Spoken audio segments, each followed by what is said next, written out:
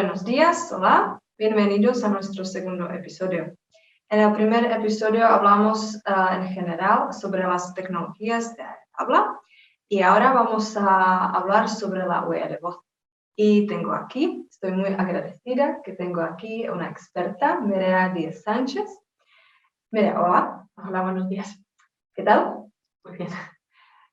Quiero preguntarte, ¿a qué te dedicas para dar un contexto porque tú estás aquí? Soy investigadora en la Universidad Técnica de Brno y trabajo en tecnologías del habla, específicamente en temas relacionados con verificación del locutor y dialización.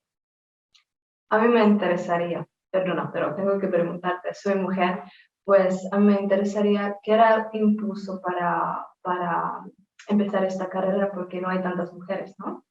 Es cierto, creo que sí que somos cada día más, por lo menos, pero en mi caso diría que me vino un poco dado de alguna manera. Entré en temas de investigación relacionados con tecnologías del habla para el trabajo de fin de carrera y después simplemente continué con los mismos temas porque me gustaron mucho, me enganchó y hoy en día llevo trabajando en ello más de 10 años. Muchas gracias. Y vamos a ver el tema de huella de voz, ¿no? Pues, ¿qué es? La huella de voz es una representación de la voz de una persona que puede ser almacenada, al igual que se hace con una huella dactilar, por ejemplo, para después poder realizar verificación o identificación de esa persona. ¿Y cuándo se empezó a hablar sobre la huella de voz? Los primeros artículos de investigación que mencionan el término huella de voz o voiceprint datan de los años 60, aunque desconozco si fue definida con anterioridad. Y quizá uno de los primeros o el primer sistema relevante que hizo uso de algún tipo de voiceprint data ya de los años 70. Este sistema hacía que los usuarios pronunciaran una frase específica y después esta grabación era transformada al espectrograma, donde localizaban puntos específicos que eran digitalizados y almacenados para después utilizarlos para hacer la comparación de diferentes huellas de voz y poder realizar la verificación de estos individuos. Por supuesto, es un sistema muy simple y los sistemas hoy en día son mucho más robustos, pero es el primer uso, digamos, en un sistema de una huella de voz. ¿Y puedes explicarnos, porque algunos saben, pero la gente normal y corriente no, cómo se crea una huella de voz? Pues básicamente la idea es que se toma una señal de audio de una persona de una longitud variable, la persona puede estar diciendo algo específico o algo aleatorio, y esto se transforma para obtener una representación matemática de longitud fija, que para que nos entendamos es un vector de números. Y eso es todo. Esto es lo que se puede utilizar después para hacer comparaciones y hacer la verificación del locutor. Hay diferentes métodos para obtenerla y los sistemas más robustos en la actualidad están basados en redes neuronales que son entrenadas con datos de miles de locutores para obtener estas representaciones y hacerlos robustos para poder realizar la verificación. Pues ahora sabemos qué es la huella de voz, cómo se crea y dónde se usa. Los sistemas de verificación de voz la utilizan igual la forma más sencilla es utilizar un ejemplo. Si, por ejemplo, tenemos un sistema de call center que quiere implementar este tipo de tecnología, lo que tendría que hacer es, para aquellos usuarios que quieran también realizar la verificación de voz cuando están accediendo al sistema, lo primero que tendrían que hacer es grabar un registro de su voz, de modo que tendrían que hacer una llamada y hablar un rato para que se pueda utilizar esa grabación para generar esa huella de voz de referencia. Y después, cada vez que quisieran acceder al sistema, simplemente tendrían que llamar y cuando están hablando tomarían ese audio y podrían comparar ambas huellas de voz para decir si se trata de la misma persona. Bueno, pues te voy a hacer ahora una pregunta porque yo la oigo cada día casi. ¿Se puede imitar la huella de voz? Diría que es muy complicado para las personas imitar la voz. Sé que hay expertos, digamos, que son muy buenos imitando la voz de otras personas, pero una huella de voz no solamente engloba la forma de hablar, digamos, de las personas, es decir, el ritmo, la prosodia, pronunciación y demás, sino que también engloba características que son intrínsecas de nuestro tracto vocal, y porque nuestra voz depende también de cómo es nuestra cavidad vocal. Así que a pesar de que alguien sea muy bueno imitando nuestra voz, nunca va a poder reproducir esas características que de algún modo también están representadas en la huella de voz. Así que es muy difícil imitar la voz de alguien, aunque quizás sí se puede hablar de formas en las que se puede intentar engañar al sistema. Y estos son conocidos como los ataques de spoof.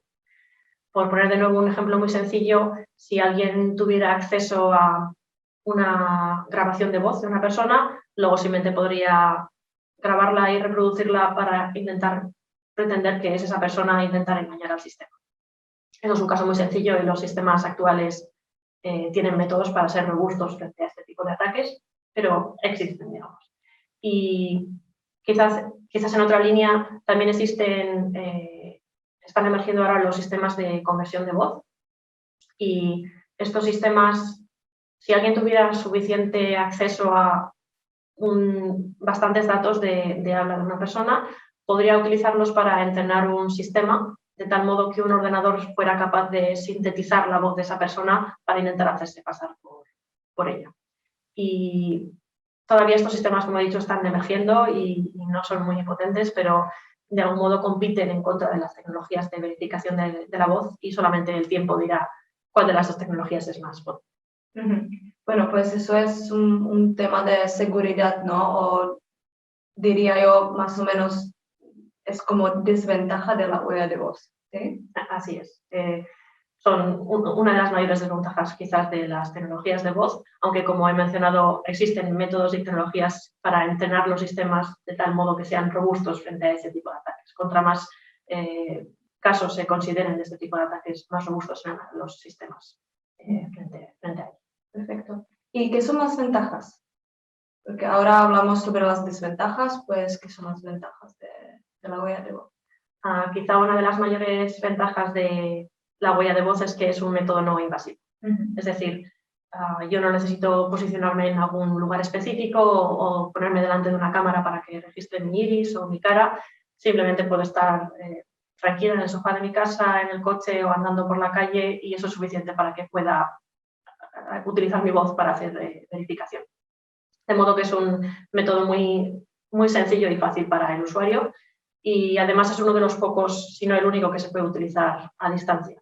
Si quiero, puedo hacer una llamada telefónica y con eso pueden hacer verificación de mi voz y comprobar si es que soy yo o no sé.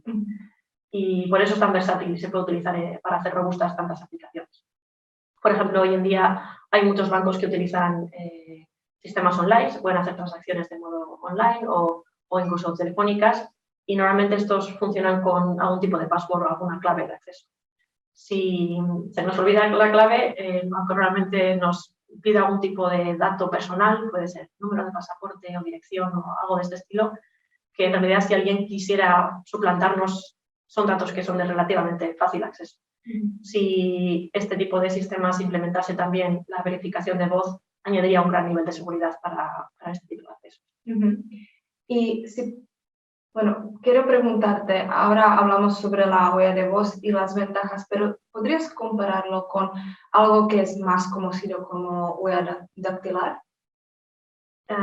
Si hablamos directamente de comparación entre ambas, quizá la huella dactilar sea más robusta. De alguna manera tenemos definidas de forma muy específica cuáles son los marcadores, digamos, para determinar si dos huellas pertenecen al mismo individuo o no.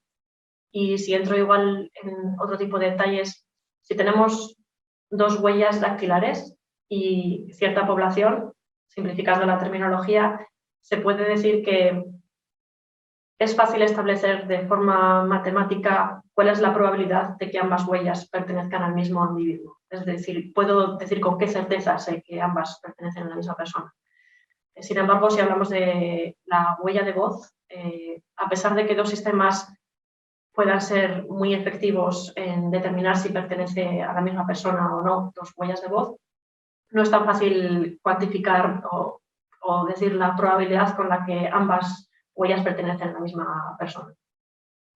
Esto es una línea de investigación que está muy activa y está relacionado con temas de calibración de sistemas y cosas técnicas en las que no quería entrar, pero simplemente es algo en lo que se sigue investigando para hacer más robustos todavía los sistemas.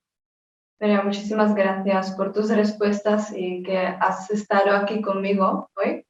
Y muchísimas gracias a todos que estáis aquí también. Hasta luego.